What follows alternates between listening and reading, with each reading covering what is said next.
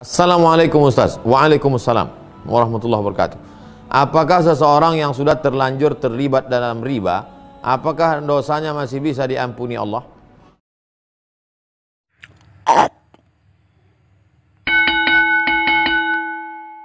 Innallaha la yaghfiru an yushraka bihi.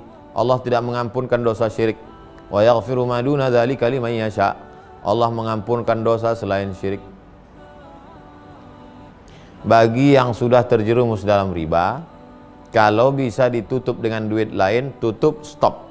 Ada utang, tutup, stop. Dibom dia, bam, selesai. Jual ini, bom ke sini. Saya Pak Ustadz, kalau saya jual ini meledak semuanya. Apa boleh buat? Pokoknya berjanji setelah ini jangan buat lagi. Adapun tentang dosa, innallaha la yaghfiru an yushraka bihi. Allah tidak mengampunkan dosa syirik. Jadi Pak Ustadz, orang yang syirik itu tidak diampuni, tidak diampuni. Bagaimana dengan sahabat Nabi dulu yang pernah syirik? Menyembah Lata, Uzza, Manat, Hubal, Jibti, Taghut, Naham. Padahal mereka pernah syirik. Penjelasannya begini. Kalau ada orang syirik belum sempat taubat, mati dia, maka dia masuk neraka jahanam kekal selamanya. Beda sama orang yang dosa selain syirik. Misalnya dosa pacaran. Jangan yang pacaran lah Pak Ustadz. Dia pacaran. Pacaran itu kan berdosa tuh. Pacaran. Pas pacaran, sedang jalan-jalan ke mall, datang cewek itu bilang, "Bang, mau cincin ini," katanya. Habis itu ditanya, Kok, berapa harganya cincin ini?" 100 juta lah. Apa? Mati dia. Itu dosa pacaran bawa anak gadis orang tadi, dosa kan? Matinya gara-gara harga cincin 100 juta tadi, mati.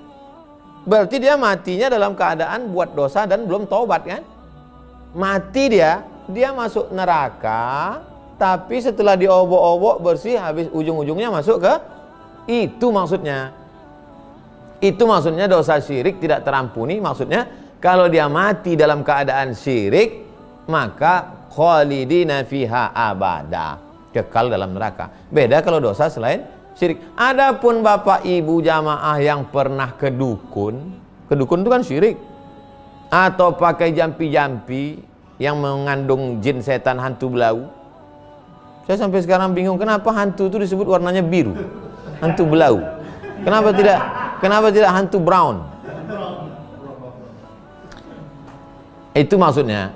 Karena kalau cerita masalah syirik, sahabat-sahabat Nabi pun dulu sebelum masuk Islam pernah syirik, diampunkan Allah. Makanya kita selalu berdoa, wa taubatan qablal maut, minta taubat sebelum mati. Mudah-mudahan kita semuanya taubat sebelum mati.